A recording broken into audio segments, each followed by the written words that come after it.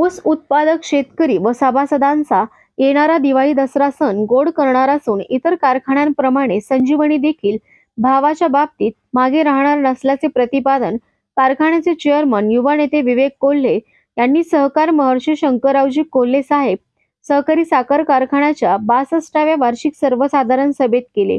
आज शनिवार 28 सप्टेंबर रोजी कारखान्याची वार्षिक सर्वसाधारण सभा कारखाना कार्यस्थळावर संपन्न झाली। यावेळी कारखान्याचे मार्गदर्शक तथा माजी अध्यक्ष बिपिनदादा कोल्हे हे उपस्थित होते। यावेळी विवेक कोल्हे यांनी कारखान्याच्या नेत्रदीपक प्रगतीचा लेखाजोखा आपल्या भाषणात मांडला। तसेच नुकत्याच काही दिवसांपूर्वी झालेल्या गोळीबार प्रकरणावरून सध्या काळे कोल्हे यांचे शाब्दिक वार प्रतिवार सुरू असून यामुळे ऐन पावसाळ्यामध्येच विधानसभेपूर्वीच राजकीय वातावरण तप्त झाले आहे। आजच्या सभेत देखील विवेक कोल्हे यांनी आमदार आशुतोष काळे यांच्यावर टीका करत तोंड सुख घेतले। यावेळी कारखान्याचे सर्व आजी माजी संचालक सभासद शेतकरी मोठ्या संख्येने उपस्थित होते। 62व्या वार्षिक सर्वसाधारण सभेसाठी उपस्थित असलेले सहकार महर्षी शंकररावजी कोल्हे सहकारी साखर कारखान्याचे सर्व सभासद, कारखान्याचे आजी माजी संचालक, सर्व अधिकारी कर्मचारी, त्याचप्रमाणे उपस्थित असलेले पत्रकार बंधू, चारही तालुक्यातून आलेले सर्व सभासद, संजीवनी परिवाराचे सदस्य, सर्वांचं मी सर्वप्रथम कारखान्याचा चेअरमन या नात्याने आपल्या सगळ्यांचं सहर्ष स्वागत करतो। ज्यांच्यामुळं संजीवनी उद्योग समूहाची मुहूर्तमेढ रोवली गेली आणि ग्रामीण भागामध्ये शेतकऱ्यांच्या, सर्वसामान्यांच्या, कष्टकऱ्यांच्या जीवनामध्ये आमूलाग्र बदल असा झाला, असे आपल्या सगळ्यांचे आधारस्तंभ स्वर्गीय शंकररावजी कोल्हे साहेबांना अभिवादन करतो, त्यांच्या स्मृतीस विनम्र अभिवादन करतो आणि माझ्या भाषणाला सुरुवात करतो। खरं तर आज गेल्या 23-24च्या गळीत हंगामाच्या अनुषंगाने वार्षिक सर्वसाधारण सभा आज आपण या ठिकाणी घेत आहे। आपल्याला ज्ञात आहे मागील वर्षी अनेक अडचणींना आपल्याला सामोरं जावं लागलं, तरी देखील आपण जवळपास 150 दिवस हा गळीत हंगाम चालवला आणि त्यामध्ये 7,09,000हून अधिक क्रशिंग त्या ठिकाणी केलं। त्यापैकी 6,22,000 मेट्रिक टन हे आपलं ऊसासाठी गेलं। उर्वरित 86,000 मेट्रिक टन हे आपण ऊसापासून थेट इथेनॉल निर्मितीसाठी त्या ठिकाणी ऊस वळवला। खरं तर मागच्या मीटिंग मध्ये मी सांगितलं होतं की भारतात ऊसाच्या रसापासून इथेनॉल निर्मिती करणारा हा आपला पहिला कारखाना होता आणि चांगल्या पद्धतीने आपल्या कारखान्याला उत्पन्न या अतिरिक्त क्रशिंगमुळे आणि त्याच्यातून होणाऱ्या इथेनॉल मध्ये आपल्याला मिळत होतं। त्यामुळे एकूण साखर निर्मिती आपली चांगली झाली, सरासरी उतारा देखील चांगला आला। परंतु हे होत असताना शासनाचे जे काही धोरण मागच्या वर्षी अचानक बदलल्यामुळे की ऊसाच्या रसापासून आपल्याला इथेनॉल निर्मितीवर कुठेतरी बंदी आणली आणि ऐन सीझनच्या मध्येच आपल्याला जे काही 1000-1500 टन रोजचा आपण ऊसाचा रस हा इथेनॉल निर्मितीसाठी वळवत होतो तो कुठेतरी थांबवा लागला। पर्यायाने ऊस तोडणी कामगार थांबवा लागले आणि पर्यायाने आर्थिकदृष्ट्या आपल्याला अनेक अडचणींना सामोरं जावं लागलं। जवळपास आपलं 1 कोटी 1.5 कोटी पर्यंत इथेनॉल निर्मितीची क्षमता आपल्या कारखान्याची आहे, परंतु आपल्याला त्याच्या निम्मीच 70-1 लाख लिटरच फक्त आपल्याला त्या ठिकाणी इथेनॉल निर्मिती करता आली आणि राहिलेली जी इथेनॉल निर्मिती होती ती शासनाने न घेतल्यामुळे आपल्याला मोठी अडचण निर्माण झाली आणि आपल्या टाक्यांमध्ये ते सर्व इथेनॉल पडून राहिलं नाईलाजस्त आपण कोर्टात गेलो, हायकोर्टामध्ये गेलो. आपल्या वकिलांनी व्यवस्थित त्या ठिकाणी बाजू मांडली. अर्थात निकाल यायला बरेच दिवस निघून गेले, परंतु त्या दरम्यान जवळपास 25 कोटीहून अधिकची रक्कम आपली त्या ठिकाणी गुंतून पडली. आपल्या टाक्यांमध्ये ते इथेनॉल पडून होतं, परंतु त्या बदल्यात पेट्रोलियम कंपनी ते इथेनॉल न उचलल्यामुळं आपल्याला काहीशी आर्थिक चणचण देखील त्या वर्षामध्ये, मागील आर्थिक वर्षामध्ये सामोरे जावं लागलं. आणि म्हणून हे होत असताना सातत्याने स्वर्गीय कोल्हे साहेब असतील, आदरणीय दादा असतील, संपूर्ण संचालक मंडळ असतं, यांच्या मार्गदर्शनामध्ये आपल्याला ज्ञात आहे की जिल्ह्यामध्ये स्पर्धात्मक युगामध्ये आपण कुठेही संजीवनी उद्योग समूह त्या ठिकाणी मागे पडलेलो नाही. जवळपास 14, 15 ते 24 पर्यंत जरी आपण बघितलं की शासनाच्या ध्येय धोरणाप्रमाणे आपल्या साखर उतारा जेवढा येतो त्या तुलनेत आपली FRP त्या ठिकाणी निघते. परंतु FRP पेक्षा सातत्याने गेल्या 10 वर्ष आपण जवळपास 150 कोटीहून अधिकची रक्कम ही FRP पेक्षा जास्त आपल्या शेतकऱ्यांना त्या ठिकाणी अदा केलेली आहे. आणि म्हणून सातत्याने नाविन्यपूर्ण आपण काहीतरी करत असतो. मागच्या वर्षामध्ये अचानकपणे ऊस तोडणी वाहतूक खर्चामध्ये देखील 34% वाढ झाली. त्याच्याने सरासरी 100हून अधिक टनामागे ऊस तोडणी वाहतूक खर्च आपल्या कारखान्याचा त्या ठिकाणी वाढला. त्याच्यामुळे देखील आपल्याला काही प्रमाणात अडचणींना सामोरे जावं लागलं.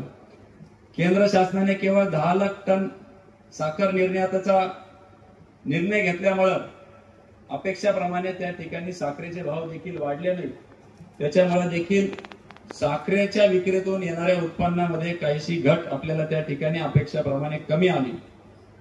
आणि म्हणून हे सर्वच गोष्टी बघता अगदी उपपदार्थांसाठी इथेनॉल असेल किंवा डिस्लरी असेल, त्याला लागणाऱ्या पाण्याचे दर ते देखील कैक पटीने 11 रुपये माझ्या मते लिटर प्रमाणे त्या ठिकाणी त्यांनी वाढ पाण्याच्या दरामध्ये त्या ठिकाणी केली.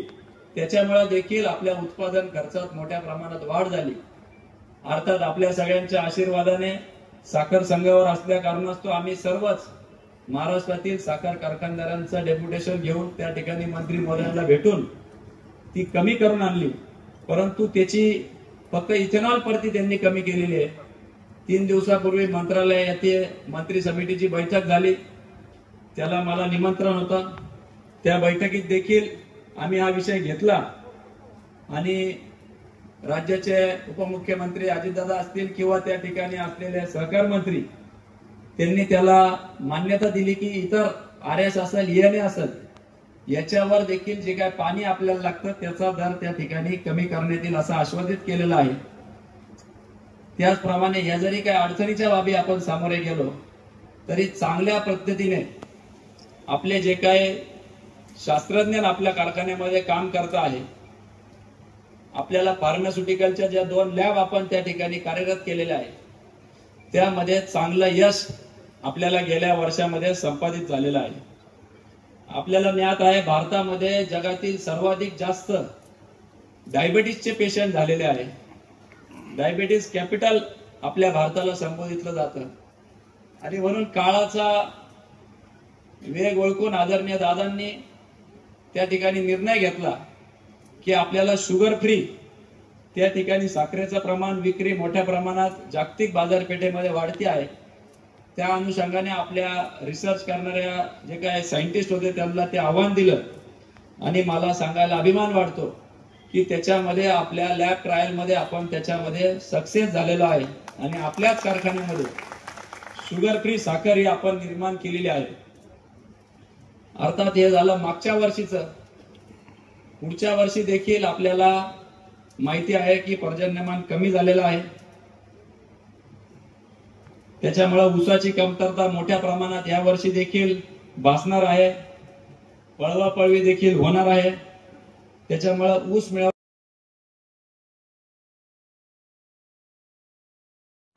हे जरी असलं तरी चालू वर्षी पाऊस बऱ्यापैकी झालेला आहे. जवळपास 25 इंच पाऊस आपल्या कार्यक्षेत्रामध्ये त्या ठिकाणी झालेला आहे. त्याच्यामुळे आपल्या कार्यक्षेत्रातलंच ऊस लागवडीचं प्रमाण वाढवलं पाहिजे हे देखील मी आपल्या सर्व सभासद शेतकऱ्यांना या निमित्ताने आवाहन करतो, जेणेकरून आपल्याला अंतर कमी पडतं, रिकव्हरीमध्ये फायदा होतो आणि पर्यायाने कारखान्यावर आणि ऊस उत्पादकांना रेट भाव देण्यामध्ये त्याची आपल्याला मदत होती. खरं तर हे सगळं होत असताना आपण सातत्याने कारखान्या माध्यमातून देखील या सगळ्या ऊस लागवडीसाठी प्रोत्साहन आपण देत असतो.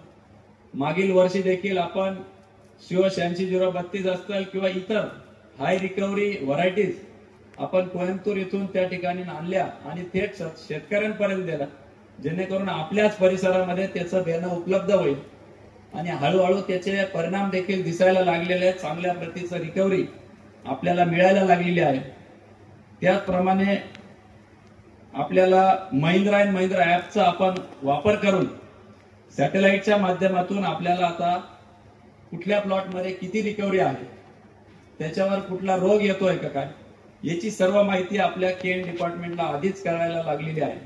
त्यामुळे देखील तंत्रज्ञानाचा वापर करून आपल्याला बऱ्यापैकी नियोजनासाठी त्याची मदत देखील झालेली आहे.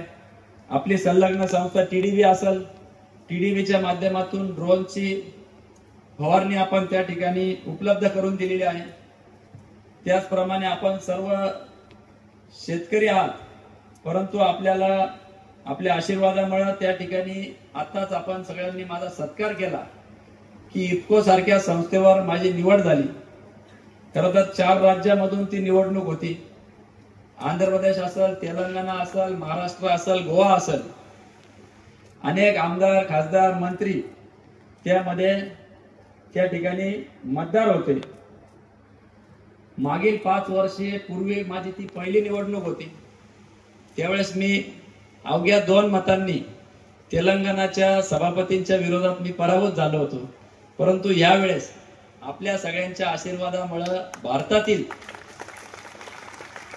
भारतातील सगळ्यात सहकारामध्ये अमूल नंतर सर्वात मोठी जवळपास 60 ते 70 हजार कोटीचा उलाढाल असलेली इफको या संस्थेवर संचालक म्हणून मी त्या ठिकाणी निवडून गेलो आणि त्याचाच भाग म्हणून आपण 10-12 वर्षापासून जे काय आपला रेक पॉइंट आदरणीय दादांनी पूर्वी चालू केला होता, तो बंद झालेला होता, तो आपण या ठिकाणी इफकोचा युरियाचा रेक देखील चालू केलेला आहे.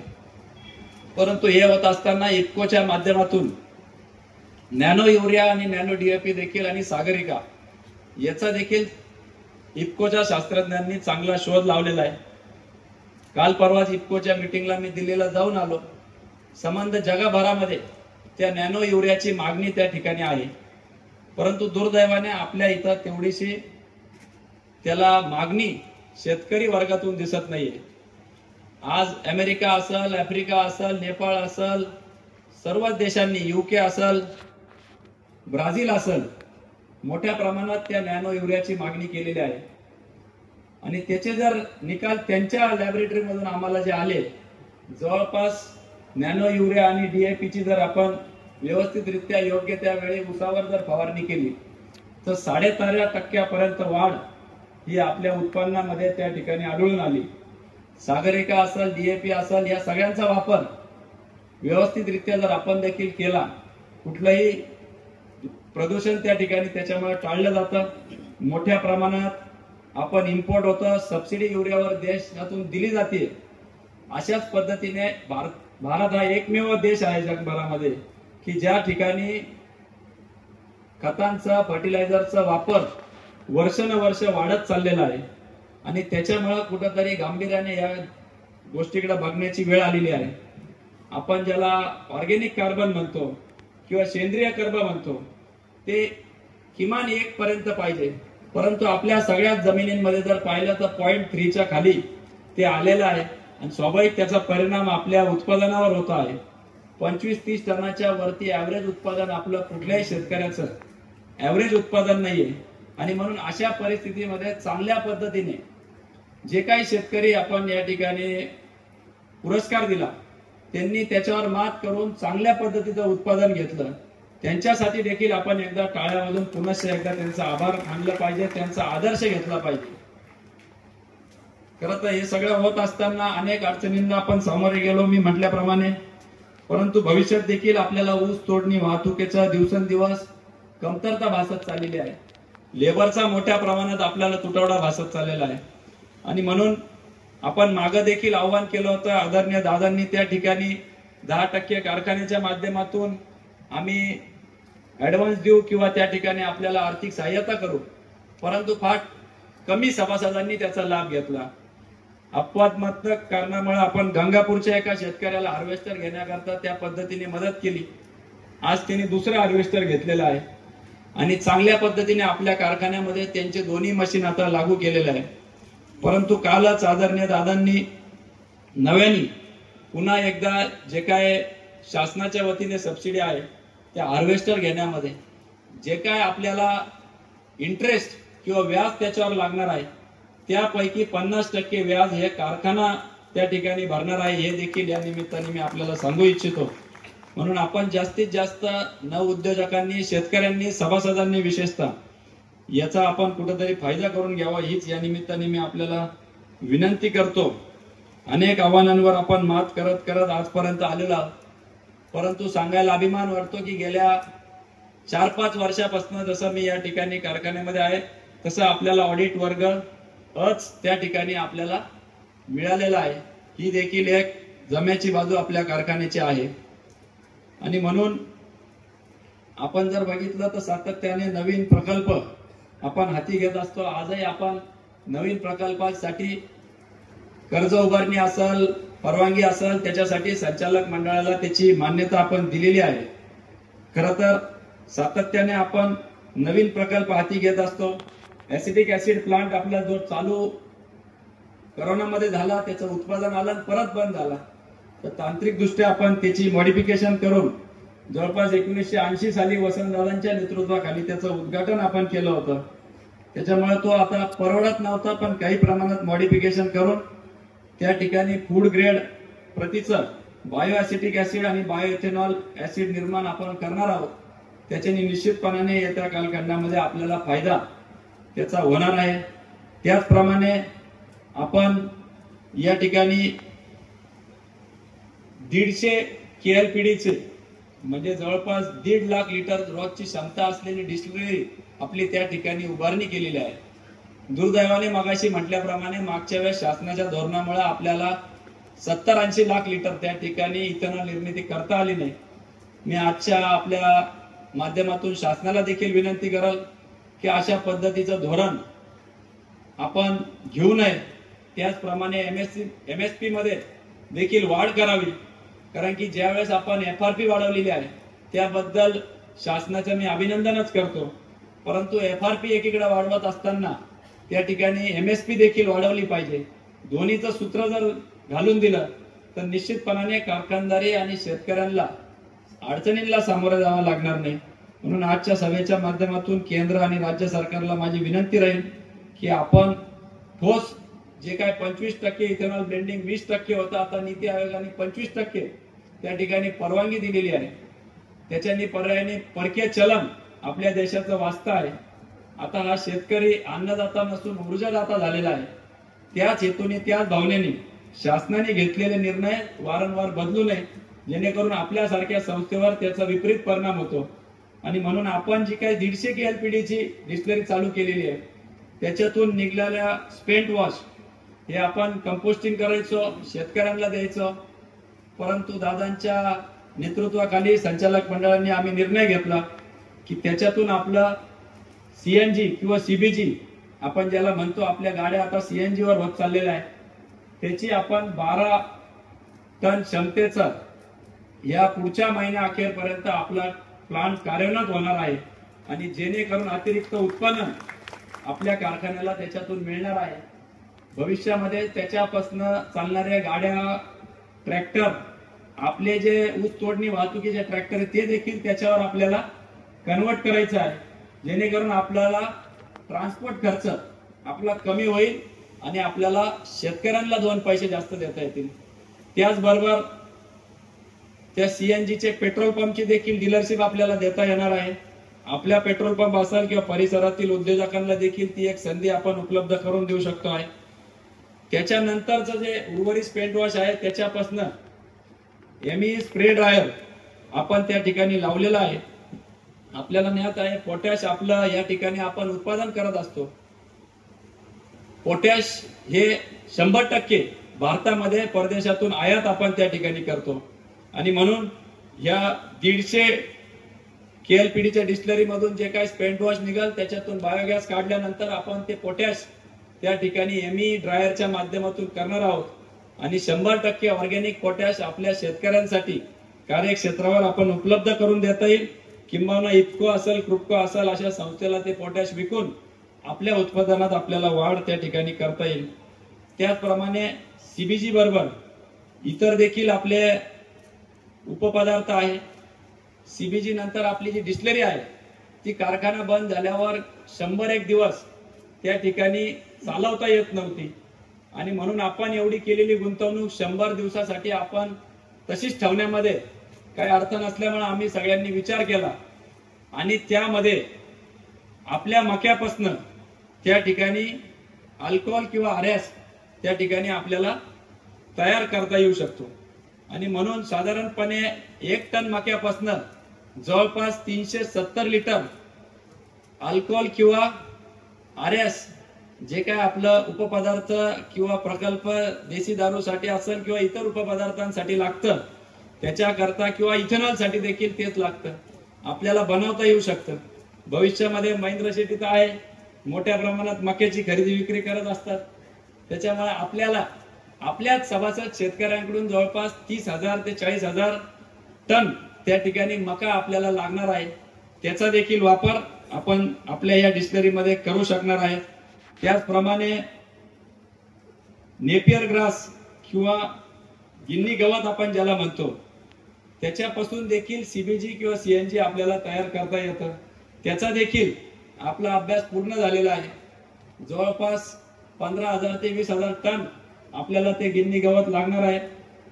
जवळपास 100 दिवसात किंवा 3 महिन्यात 1.5 महिन्यात जर आपण केलं तर 2दा 20-20 टन उत्पादन आपण शेतकरी घेऊ शकतो आणि त्याच्यातून आपलंही उत्पादन वाढेल आणि आपला कारखान्याचाही नफा त्याच्यातून होणार आहे.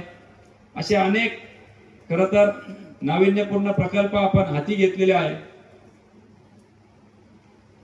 गेल्या 2 वर्षापासून आदरणीय कोल्हे साहेब आपल्याला सोडून गेले. त्यांच्या पश्चात आदरणीय दादांनी आमच्या सर्व संचालक मंडळांची मीटिंग घेऊन सांगितलं की आपण संजीवनी उद्योग समूह स्थापन करण्याचा ध्येय एकच होता की सर्वसामान्य शेतकऱ्यांच्या आयुष्यामध्ये आपण काही आमूलाग्र बदल घडून आणू शकतो का, 2 पैसे उत्पादन त्यांचं वाढू शकतो का, या हेतूने आपण संजीवनी उद्योग समूह असेल, टीडीबी असेल, गोदावरी दूध संघ असेल, एनएचसी असेल, व्हीएसआय असेल, कुक्कुटपालन असेल, सगळ्या संस्था, मत्स्यपालन असेल हे चालू केल्या. परंतु काळाच्या ओघात राजकीय कारणास्तव काही स्पर्धात्मक युगामध्ये या सगळ्या संस्था काही प्रमाणात अडचणीत आल्या आणि दादांनी आम्हाला आव्हान दिलं की या सगळ्या संस्था पुनर्जीवित झाल्या पाहिजेत आणि आम्ही ते संकल्प घेतला आणि एक एक संस्था आता आपण पुनर्जीवित करत आहोत. जोडधंदा म्हणून आपल्या शेतकऱ्यांना 2 पैसे अतिरिक्त कसे मिळतील या भावनेतून जी काय मत्स्य शेती व मत्स्यपालन संस्था त्यावेळेस लबडे पाटील चेअरमन होते ते बघत होते. जवळपास 30 ते 40 लाख रुपये त्याच्यामध्ये शिल्लक होते. त्या संस्थेचं आम्ही पुनर्जीवन केलं. आपल्याच काही शेतकऱ्यांच्या 10 शेतकऱ्यांच्या शेततळ्यांमध्ये आपण त्याचा प्रायोगिक तत्त्वावर जिरे मासे सोडले. जिरे मासे सोडले तर त्याचा मर जास्त होती म्हणून आपण जिरे मासे आपल्या तळ्यात सोडले. जिरे एवढे मासे राहतात ते. त्याच्यानंतर याला अर्धा बटुकली पूर्ण बटुकली म्हणतो. हाताच्या पंजा एवढे झाल्यावर आपण ते आपल्या शेतकऱ्यांच्या शेततळ्यांमध्ये दिले. बापू आहे का कुठे आपले संचालक 12 ते बापूंच्या तळ्यात आपण ते सोडले. जवळपास आता त्याची साईज मोठी झाली 6 महिन्यामध्ये आणि त्याच्यासाठी लागणारा डॉक्टर असतील, त्याचं खाद्य असेल, त्याच्यासाठी लागणारी पान कोंबड्यांपासून बचाव करण्यासाठी जाळी असेल किंवा त्या पाण्याचा पीएच असेल किंवा ऑक्सिजन असेल, जे काय असेल ते सगळ्या शास्त्रोक्त पद्धतीने आपण गेल्या 6 महिने झाले असतील. आता 6 महिन्यामध्ये त्याचा प्रयोग केला आणि मला सांगायला आनंद वाटतो की एका एकराच्या शेततळ्यामध्ये जवळपास खर्च वजा जाता 6 महिन्यामध्ये 2 लाखाचं किमान उत्पादन त्यांना या ठिकाणी मिळणार आहे. म्हणजे असा चांगला उपक्रम आपल्या मत्स्य शेती व मत्स्यपालन संस्थेच्या माध्यमातून घेतलेला आहे. आपल्या सभासदांच्या कार्यक्षेत्रामध्ये जवळपास 934 शेततळे त्या ठिकाणी उपलब्ध आहे. आपल्याला शेतीला पाणी लागत असतं, त्याचाच अभ्यास करून आपण ज्यावेळेस आपल्याला शेततळ्याचं पाणी लागतं त्याच्या आधी साधारण 6 महिने आपण ते मत्स्यपालन करतो. त्याची विष्ठा त्याच्यात पडती, त्याच्यामुळे त्या पाण्याचा उपयोग देखील आपल्या शेतीच्या उत्पादन वाढीसाठी होतो. असं चांगल्या पद्धतीचं शेती मत्स्यपालन, मत्स्य शेती व मत्स्यपालन संस्था आपण कार्यरत केलेली आहे. मी या व्यासपीठावर आपल्याला आवाहन करतो की ज्यांचे कोणाचे शेततळे असतील, मत्स्यपालनचा आपल्या त्या ठिकाणी स्टॉल लावलेला आहे. सांगळे साहेब असतील किंवा सर्व सहकारी आपल्याला त्यासाठी मदत करत आहे, संजीव पवार साहेब असतील, याचा आपण जास्तीत जास्त लाभ घ्यावा आणि त्याचं उत्पन्न घ्यावा. त्याचबरोबर ज्या शेतकऱ्यांकडे शेततळे नसतील त्यांनी देखील 5 ते 7 गुंठ्यामध्ये जवळपास 7 लाख रुपये त्याला खर्च आहे. शासनाकडून त्याला अर्थसहाय्य मिळतं. आपल्या स्टॉलवर गेला तर आपल्याला सविस्तर ते माहिती देतीलच. परंतु तेवढ्या भांडवल लावून फक्त जमिनीवरतीच बायोब्लॉक उभे करून आपल्याला त्या 7-8-10 गुंठ्यामध्ये देखील 2 लाखाचं उत्पादन आपण त्या ठिकाणी खर्च वजा जाता आपल्याला घेता येऊ शकतं. म्हणून आपण या सगळ्यांचा लाभ घ्यावा. कारण की संजीवनी उद्योग समूह चालू केला त्यावेळेस एकच हेतू होता की शेतकऱ्यांसाठी आपण काय अतिरिक्त करू शकतो. त्याच भावनेतून या सगळ्या संस्था उभ्या राहिल्या होत्या आणि म्हणून आपण अजून एक प्रकल्प हाती घेतलेला आहे.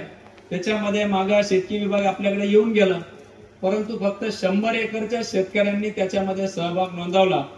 आपण बांबू लागवडीसाठी फक्त विदर्भ आणि कोकणासाठीच त्या ठिकाणी सबसिडी होती.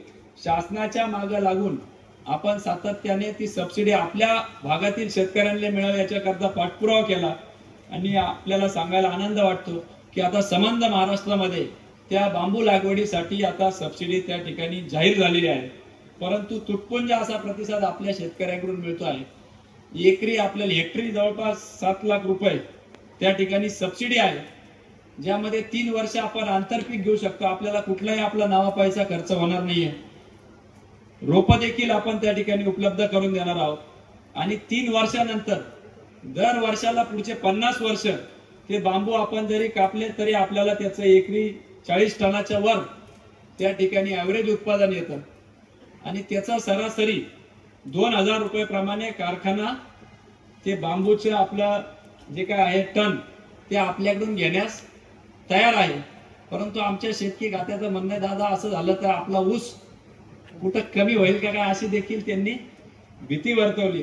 परंतु आपला हेतू स्पष्ट आहे की कुठलंही पीक असलं तरी शेतकऱ्याला 2 पैसे अतिरिक्त कसे मिळतील. तो बांबू सुद्धा आपणच कारखाना घेऊन त्याच्यापासून इथेनॉल निर्मिती असेल किंवा इतर सगळे बाय प्रोडक्ट त्या बांबूपासून तयार होतात. त्याच्यामुळे त्याची काळजी शेतकी विभागाने करू नये. जास्तीत जास्त नाव त्या ठिकाणी शेतकऱ्यांचं घ्यावं. त्याच्यामध्ये देखील चांगलं उत्पादन आपल्या शेतकरी वर्गाला मिळू शकतं. त्याचप्रमाणे इतरही सर्वच विषय करत आहे त्याची आपण माहिती घेऊन त्याला आमच्या सगळ्या संस्थेला सहकार्य करावं ही आपल्याला निमित्ताने विनंती करतो. आपल्याला ज्ञात आहे की आज आपण काही प्रकल्पांच्या परवानगी आपण घेतलेल्या आहेत, परंतु ज्यावेळेस आम्ही शासकीय कार्यालयामध्ये या प्रकल्पांसाठी गेलो तेव्हा दुर्दैवाने असं सांगण्यात आलं की आपल्याला त्या ठिकाणी पाण्याचे आरक्षण त्या ठिकाणी उपलब्ध नसल्यामुळं नवीन प्रकल्प आणण्याकरता आपल्याला अडचण आहे. आणि बारकाईने अभ्यास केल्यावर असं लक्षात आलं की आपल्या दारणा समूहावर असेल किंवा आपल्या भागामध्ये असेल साधारणपणे 75हून अधिक पिण्याच्या पाण्याच्या योजना आहेत. पिण्याच्या पाण्याचं आरक्षण जवळपास 54% वर गेलेलं आहे. औद्योगिकरणाचं आरक्षण संजीवनी, कोळपेवाडी, इंडिया बुल्स किंवा नाशिक मधल्या काही इंडस्ट्रीजचं पकडलं तर असं दोन्ही मिळून जवळपास एकूण 90% त्या ठिकाणी पाण्याचं आरक्षण गेलेलं आहे. फक्त 21% आपल्या सिंचनासाठी त्या ठिकाणी पाणी उपलब्ध आहे. आणि म्हणून आदरणीय कोल्हे साहेबांनी त्यावेळेस दूरदृष्टी ठेवून वेगवेगळ्या धरणांची निर्मिती केली. कडवा असेल, मुकणे असेल, कश्यपी असेल, वालदेवी असेल, गौतमी असेल, गोदावरी असेल, भाम असेल, भावली असेल या सगळ्या वाकी असेल या सगळ्या धरणांचं वेळोवेळी आपण त्या ठिकाणी निर्मिती केली आणि आपल्या परिसरामधील सिंचनाच्या पाण्यासाठी योगदान त्या ठिकाणी गेलं. आता काही उठतात नेते उठतात आमदार म्हणतात की यांनी 35 वर्ष काय केलं. त्यांचं तेवढं वय नाही तरी देखील ते आदरणीय स्वर्गीय कोल्हे साहेबांच्या 35 वर्षाचा हिशोब त्या ठिकाणी आपल्याला मागतात. कदाचित त्यांना माहित नसेल की हे सगळे भाम भावली कश्यपी वालदेवी गौतमी मुकणे कडवा वाकी हे सर्व धरण बांधण्याकरता आपलं पाणी अबाधित ठेवण्याकरता अहोरात्र त्या ठिकाणी कोल्हे साहेबांनी काम केलं. म्हणूनच त्या ठिकाणी जनतेने त्यांना 35 वर्ष त्या ठिकाणी संधी दिली. परंतु तुम्ही तुमच्या कालखंडामध्ये पहिल्याच आमदारकीमध्ये 2004 ला आमदार म्हणून आले आणि 2005 मध्ये समन्वय पाणीचा त्या ठिकाणी कायदा आला. एक चकार शब्द देखील आपण त्या ठिकाणी काढला नाही आणि म्हणून आता कायमस्वरूपी आपल्या तालुक्याचं नुकसान त्या ठिकाणी झालेलं आहे. म्हणून किती तळे बांधले तरी या 5 नंबर 2005 साली झालेला समन्वय पाणी वाटप कायदा जो आहे त्याचं पाप धुतलं जाणार नाही एवढंच या निमित्ताने मी त्यांना सांगू इच्छितो. खरं तर अनेकदा संभ्रम निर्माण करायचा संधी साधू राजकारणी म्हणून ज्यांची ओळख आता झालेली आहे आपल्यावर आरोप करतात. आता जायकवाडीत भरलेला असताना देखील आपल्याला आपले पाझर तलाव असतील बंधारे असतील भवरसाहेब इथं आहे पूर्व भागामध्ये सर्व पाझर तलाव आपल्याला अजून कोरडेच होते. हे असताना देखील आपल्याला भांडावं लागतंय. हीच तर खरी शोकांतिका असं मला वाटतं. आपल्याला संजीवनी उद्योग समूहा माध्यमातून जरी नवीन प्रकल्प करायचा झाला तरी पाण्याच्या अभावी आज तो आपल्याला या ठिकाणी तरी करता येत नाही असं शासकीय अधिकाऱ्यांकडून सांगण्यात आलेलं आहे. आणि म्हणून भविष्यात जर असंच चाललं तर लोकसंख्या वाढल पर्यायाने पाण्याचं आरक्षण वाढल पिण्याचं आणि आपली शेती अडचणीत आल्याशिवाय राहणार नाही अशी भीती मला त्या ठिकाणी वाटते. आणि म्हणून सातत्याने 2000 साली कोल्हे साहेबांनी त्या ठिकाणी विधिमंडळामध्ये पश्चिमेचं पाणी पूर्वेकडे वळवण्याकरता मंजुरी घेतलेली होती. परंतु कुठलीही चालना गेल्या काही वर्षांमध्ये त्या ठिकाणी मिळाली नाही. आदरणीय कोल्हेताईंच्या नेतृत्वाखाली त्या ठिकाणी त्यांनी भांडून संघर्ष करून जवळपास 7.5 TMC पाणी उपलब्ध होण्याकरता 30 प्रभावी वळण योजना त्या ठिकाणी मंजूर करून घेतल्या. त्याचं काम प्रगती पथावर आहे. आणि आपण जर विचार केला तर गेल्या 20 वर्षामध्ये कुठलीही संस्था चालवायची झाली किंवा आपल्याला निर्णय घ्यायचे झाले तर राजआश्रय हे निश्चितपणाने लागतं. आपल्याला गेल्या 20 वर्षामध्ये फक्त 5च वर्ष आपण त्या ठिकाणी सत्तेत होतो. खऱ्या अर्थाने जर ही वाताहत आपल्या तालुक्याची कोणामुळे झाली असेल तर ती विद्यमान आमदार आणि त्यांच्या कुटुंबांमुळे झाली असा माझा थेट त्यांच्यावर आरोप आहे. आपण जर बघितलं तर शेतकऱ्यांचं उत्पन्न वाढलं पाहिजे या हेतूने साहेबांनी दादांनी काम केलं. पर्यायाने रोजगार उपलब्ध झाला पाहिजे या हेतूने देखील आपण त्या ठिकाणी काम करत राहिलो. आणि म्हणून संजीवनी उद्योग समूह असेल संजीवनी शैक्षणिक संकुल असेल औद्योगिक वसाहत असेल रयत शिक्षण संस्था असेल शिर्डी संस्थान असेल NHEC असेल ST महामंडळ असेल VSI असेल वेगवेगळ्या माध्यमातून साहेबांनी त्या ठिकाणी रोजगार उपलब्ध केले आणि आपल्या ग्रामीण भागातील युवकांना रोजगार देण्याचं काम त्या ठिकाणी केलं. आज NHECच्या तिथं तळेगाव दाभाड्यात संजीवनी कॉलनी आहे. अनेक लोक आपले त्या ठिकाणी साहेबांनी लावले. परंतु काळाच्या ओघात एकही नवीन प्रकल्प किंवा नोकरी किंवा त्या ठिकाणी उपलब्ध झालेली नाहीये. आदरणीय ताईंच्या नेतृत्वाखाली आपण क्लस्टर काढलं 200 महिलांना त्या ठिकाणी संधी उपलब्ध झाली. पाण्याअभावी इंडस्ट्री येत नसेल तर आपण वॉटरलेस इंडस्ट्री काढली पाहिजे या भावनेतून आपल्या इथंच पलीकडं कॉल सेंटर उघडलेलं आहे. जवळपास 800 ते 1000 मुलं मुली त्या ठिकाणी काम करताय. नुसतं त्या कॉल सेंटरचा पगार आणि इन्सेंटिव्ह बघितला तर 2.5 ते 4 कोटी पर्यंत इन्सेंटिव्ह पकडून काही महिन्याचा पगार होतो. त्याचा पर्यायाने आपल्या बाजारपेठेवर फायदा आपल्याला दिसून येतो. परंतु हे सगळं होत असताना कुठेतरी सत्तेच्या अभावी आपल्याला अनेक गोष्टी त्या ठिकाणी करता आलेल्या नाहीये. पश्चिमेचं पाणी पूर्वेकडे वळवायचं असेल किंवा इतर गोष्टी असेल तर निश्चितपणाने आपल्याला त्या ठिकाणी सत्तेमध्ये गेल्याशिवाय पर्याय नाही. कारण की आज जर आपण बघितलं तर आपल्या तालुक्यामध्ये मोठमोठे फ्लेक्स लागलेले आहेत. किती कोटीचे? 2800, 3000, 3200. तुम्हाला माहित नाही, काल परवा 300 ऍड झाले, आता 3500ला पुढे गेलेले आहेत. पण आपण 3000 कोटी जरी धरलंय, गावं किती आपल्या तालुक्याचं बोलतो मी, गावं किती आपल्या तालुक्यामध्ये मतदारसंघामध्ये? एकूण 90 गावं असतील जवळपास. आपण शहर धरून 100 गावं धरू, म्हणजे 3000 कोटी भागिले 100 गावं किती आले एका गावाला? गणितात कच्चे का किती आले? 30 कोटी आले. आले का तुमच्या गावाला 30 कोटी? कोणीच नाही म्हणा ना. मला वाटतं आले असतील काय. आले का तुमच्या गावात 30 कोटी? ते पत्रकारांना कळू द्या त्यांना, म्हणजे नाही तर ते रोज छापत असतात 3000 आले, 300 आले. कोणाच्या गावाला 30 कोटी आले का? हो का नाही? पत्रकार बंधूंनो, तुम्ही घेतला असेल तर त्याची नोंद घ्यावी. फक्त बॅनरवरच तो विकास त्या ठिकाणी दिसतो आहे. असा विकास असेल तो आम्हाला तो विकास नको आहे. कुठल्याही पद्धतीचा अशा पद्धतीचा फक्त भूलतापा द्यायच्या. आपण त्यांचं ज्यावेळेस पितळ उघडं केलं तर त्यांनी देखील त्या ठिकाणी जाहीर केलं की मी म्हटलं आता हे गुंडांना शह देता आहे, यांच्याबरोबर त्या ठिकाणी 2 नंबर धंद्यावाल्यांना शह देता आहे असा आरोप केला. तर त्याच्यावर त्यांनी सांगितलं की मी देखील तुमच्यावर आबरू नुकसानीचा दावा त्या ठिकाणी टाकेल. मी तर म्हणतो की हे कोपरगावकरच आता तुमच्यावर फसवणुकीचा दावा टाकणार आहे. कारण की तुम्ही 5 वर्षामध्ये कुठलंही काम या कोपरगावमध्ये केलेलं नाहीये. म्हणून आता तुम्ही त्याच्यावर कुठलंही भाष्य न केलं तरच नवल. कारण की शेतकरी असेल, नागरिक असतील, सगळे हवालदिल झालेले आहे. जलजीवनचे 250-300 कोटी रुपये जे केंद्र सरकारकडून आले ते देखील जणू काही मीच आणले असं आविर्भावात ते फिरतात. मग तसा जर हिशोब केला तर ताईंच्या काळात समृद्धी गेला 1,500 कोटीचा आणि एअरपोर्ट झाला 1,500 कोटीचा. 2च प्रकल्प 3,000 कोटीचे होतील आपले. बाकीचे तर कामं सांगितलेच नाही मी. आणि म्हणून कुठंतरी दिशाभूल करायचा, कुठंतरी काहीतरी सांगायचं, आणि हे पोरकटपणाचे लक्षण आहे. मूळ विषयांना हात न घालता आपल्या तालुक्याची जी परिस्थिती झालेली आहे, जवळपास 18 ते 30 वयोगटामध्ये 60 ते 70 हजार युवक युवती आहेत. गेल्या 5 वर्षामध्ये फक्त 10च पीएफ अकाउंट कंपन्यांचे या ठिकाणी कोपरगाव तालुक्यात उघडलेले आहे.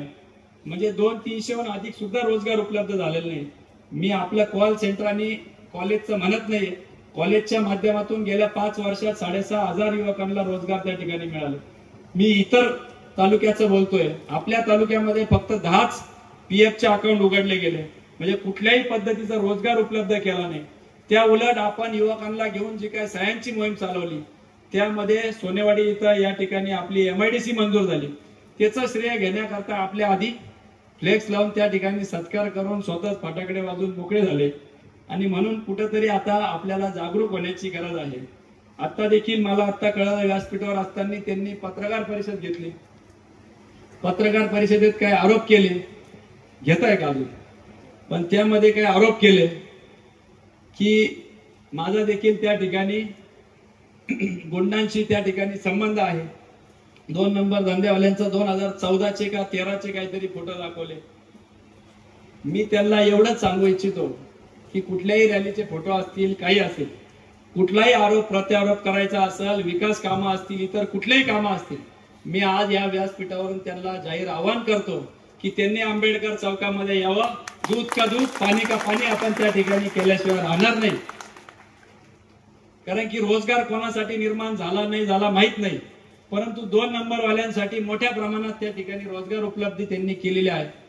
राजरोसपणे सर्व रेशनचा काळा बाजार असेल, स्वयं सहाय्यकांपासून त्यांचे सर्व जवळचे लोक त्याच्यामध्ये आहे. टक्केवारी सिस्टीम चालू आहे. 2-3 महिन्यापूर्वी झालेले रस्ते त्या ठिकाणी उकडून निघालेले आहे. कुठलाच पद्धतीचा पूर्ण तालुक्याचा वाट्याबोळ त्या ठिकाणी लावलेला आहे आणि फक्त दिखाव्याचं काम त्या ठिकाणी चालू आहे. काल परवा ब्राह्मणगावला आले, आमच्या अनुराग येवले इथं आहे, गाडीतून उतरले, फोटो काढले आणि गाडीत बसून परत गेले. तिथून ना तहसीलदारांना फोन केला ना काही केलं. त्या उलट आमच्या शेतकऱ्यांचे 2022चे विमे आले होते, परत घ्यायला चालू झाले ना. कुठे संदीपराव सरपंच 10,000 रुपये परत घ्यायचे चालू झाले. बरोबर, म्हणजे आलेले पैसे देखील आपल्या खात्यातून नोटिसा देऊन कलेक्टरच्या माध्यमातून नुकसान भरपाईचे पैसे आपले परत चाललेले आहेत. 65 MM च्या वर त्या ठिकाणी पाऊस झाल्यावर अतिवृष्टी असती, त्याचे पंचनामे लवकरात लवकर करून शासनाने त्या ठिकाणी आमच्या शेतकरी बांधवांना योग्य ती मदत करावी अशी या निमित्ताने पुनश्च एकदा विनंती करतो.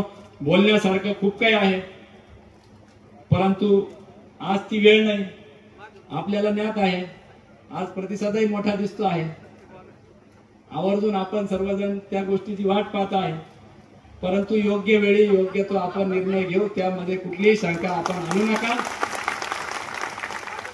मध्यंतरी मी सांगितल्याप्रमाणे गेल्या 10 वर्षामध्ये आपण 150 कोटीवर अधिकचे FRP दिली.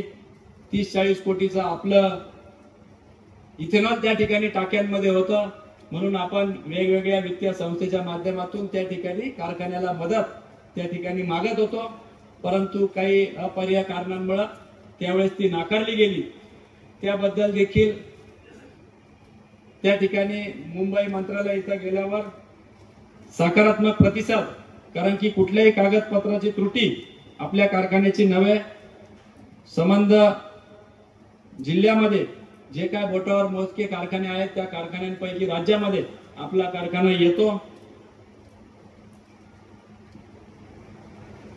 या ठिकाणी अनेक सूचना आणि तिथं येत आहेत, त्याच्यावर मी फारसं बोलणार नाही, परंतु विरोधकांना एवढंच सांगतो, खोटे नाटे आरोप करून जर अंगावर आले तर आम्ही शिंगावर घेतल्याशिवाय राहणार नाही. काळ जरी कसोटीचा असला तरी हा वारसा शंकररावजी कोल्हे साहेबांचा आहे, हा वारसा संघर्षाचा आहे. योग्य वेळी योग्य त्या पद्धतीने आम्ही उत्तर दिल्याशिवाय राहणार नाही, एवढंच या निमित्ताने बोलतो. आपण सर्व ऊसाच्या भावाप्रमाणे जे काय आपली अपेक्षा आहे, मधु मामांनी त्या ठिकाणी सांगितलं, तर काळजी करू नका. संजीवनी कधीच मागे राहिलेलं नाही. या वर्षीची दिवाळी देखील आपली गोड केल्याशिवाय राहणार नाही, एवढंच आपल्याला या निमित्ताने आश्वासन करतो. निवडणुकीच्या अनुषंगाने अनेक शासकीय अधिकाऱ्यांच्या बदल्या चालू आहे, त्याच्यामुळं नवीन अधिकारी रुजू झालेले आहेत. त्यांना निरोप देऊन बोलवून घेतलं व आमच्या पैशाचं काय अशा पद्धतीचं चिठ्ठी तिकडून मागून आली, परंतु त्या सगळ्या राजकीय आरोप प्रत्यारोपाला वेगळ्या दिवशी मी उत्तर देईल. आपण आपल्या तालुक्यात वाढत असलेल्या बेरोजगारीमुळे त्या ठिकाणी मोठ्या प्रमाणात 2 नंबरचे धंदे किंवा आमचे युवक भरकटलेले आहेत. राजरोजपणे कुत्ता गोळी असेल, गांजा असेल, याचा प्रयोग त्या ठिकाणी होताना दिसतो.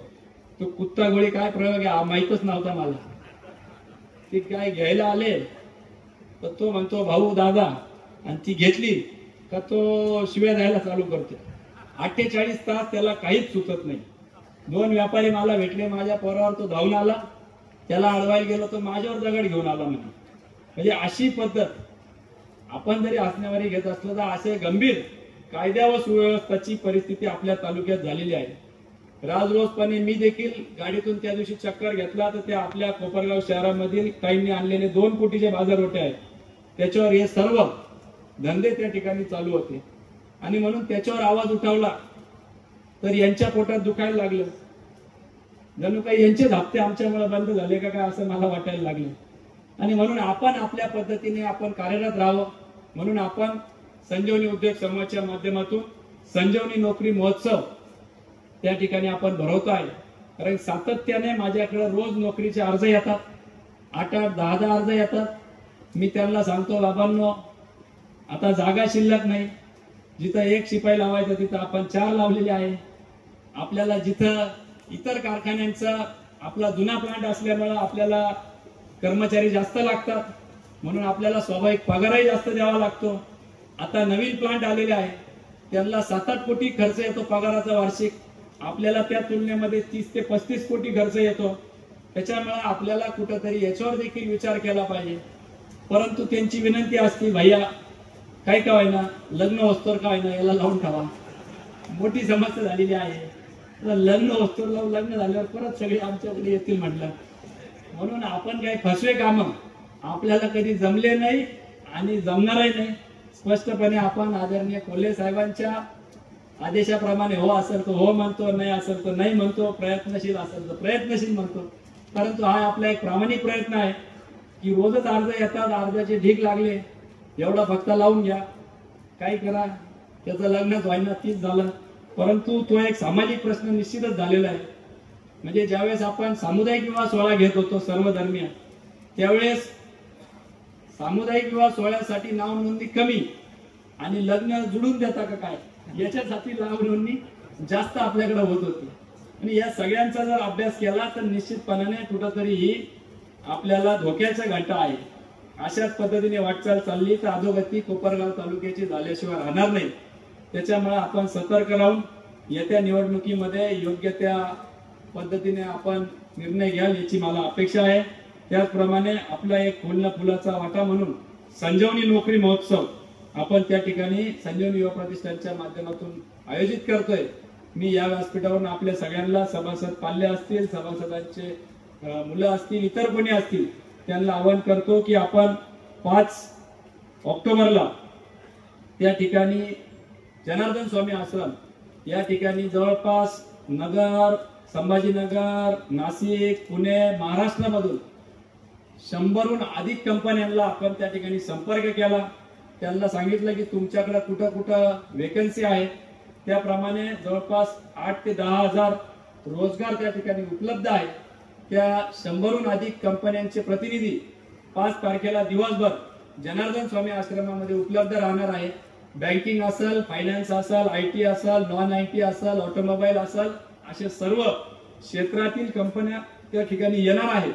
जेणेकरून दिवसभर वेगवेगळ्या कंपन्यांच्या माध्यमातून इंटरव्ह्यू होऊन जे कोणी युवक आपले त्यामध्ये पास होतील त्याच दिवशी त्यांना नियुक्तीपत्र त्या ठिकाणी जागेवर दिलं जाणार आहे. म्हणून मी आपल्याला आवाहन करतो की आपण येत्या 5 तारखेला नोकरी महोत्सवामध्ये सर्वांनी जे काही युवक असतील त्यांनी नाव नोंदणी करावी, बेरोजगार युवकांनी त्यांचा लाभ घ्यावा आणि आपल्या उज्ज्वल भविष्यासाठी त्यामध्ये सहभागी होऊन चांगल्या पद्धतीचा प्रतिसाद आपण द्याल अशी या निमित्ताने अपेक्षा व्यक्त करतो. पुन्हा एकदा आपल्या सगळ्यांचे आभार मानतो. आपण वेळेत वेळ काढून या कार्यक्रमाला भेटी दिल्या. अनेक संस्थापक सभासद या ठिकाणी मला भेटले. निश्चितपणाने स्वर्गीय कोल्हे साहेबांची आठवण ते करून दिले आणि आमच्या सर्व संचालक मंडळांना आमच्या जबाबदारीची जाणीव देखील या निमित्ताने आम्हाला आहे. आम्ही आमच्या कार्यासाठी कटिबद्ध राहू एवढा आपल्याला या निमित्ताने शब्द देतो आणि माझं लांबलेलं भाषण थांबवतो. जय हिंद, जय सहकार.